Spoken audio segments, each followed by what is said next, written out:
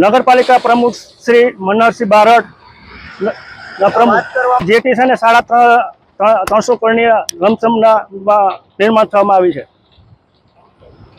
અને મેજોરિટી જે માલ સપ્લાય કરે છે એમાં બધામાં મિક્સિંગ આવે છે. માલ પરફેક્ટ જે આપણે જોઈએ છે ગુણવત્તાવાળું તે પૂરતા પ્રમાણ છે નહીં.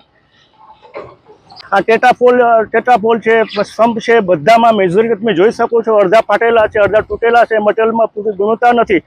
મોટા પ્રમાણમાં ભ્રષ્ટાચાર થાય છે. મેં કાર્યપાલક ઇજનેરથી માંડીને બધા ખાતાકીય કાર્યવાહી પ્રમાણે પેપર પર પછી ઓલરેડી છે, બધાને રજૂઆત કરી છે, તો છતાં લોકો કોઈ ધ્યાને લેતા નથી.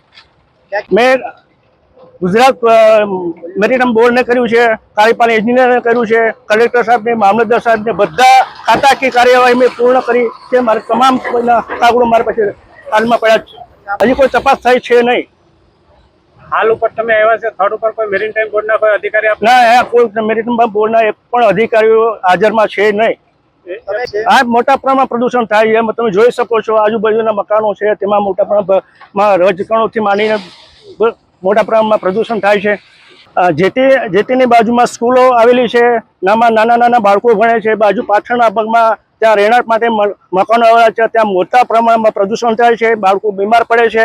આ લોકો જરાય પણ જેટીના કોન્ટ્રાક્ટર જરા આમાં ધ્યાન આપતા નથી.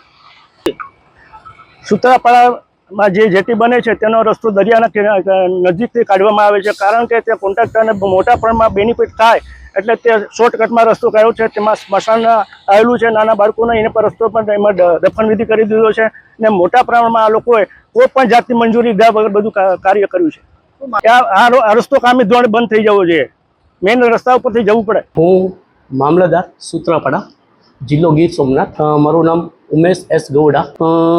સૂત્રાપાડા શહેરના પ્રમુખે જે રજૂઆત કરી છે એ રજૂઆત અન્વયે કુલ 4 મુદ્દા છે. જે 4 મુદ્દા છે આની પહેલાં આ જ બાબતમાં એક રજૂઆત થઈ હતી.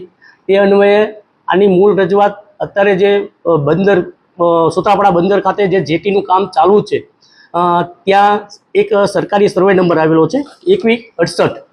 એ સરકારી સર્વે નંબરમાં એ લોકોને એવું કહેવું હતું કે એ સરકારી સર્વે નંબરમાં આ લોકોએ દબાણ કરેલું છે, ત્યાં વસ્તુઓ મૂકે છે, ત્યાંથી ગાડીઓ ચાલે છે જે ગેરકાયદેસર છે. એટલે થોડાક દિવસ પહેલાં અમે જાતે જઈને એ જગ્યા ખુલ્લી કરાવી હતી. પછી ત્યાં એક સ્મશાન બાળકનું આવેલું છે અંદર રોડ ઉપર જતા. એ બાળકના સ્મશાનમાંથી આ લોકો હેવી વાહનો પસાર કરે છે, જેથી જ્યારે પણ આવું કોઈ બાળકનું સ્મશાન વિધિ થતી હોય અને એ સમયે જો કોઈ મોટું વાહન ત્યાંથી પસાર કરવામાં આવે અને કોઈ અકસ્માત થાય તો એનો ભોગ સામાન્ય નાગરિક બને તેવી સંભાવના હોય.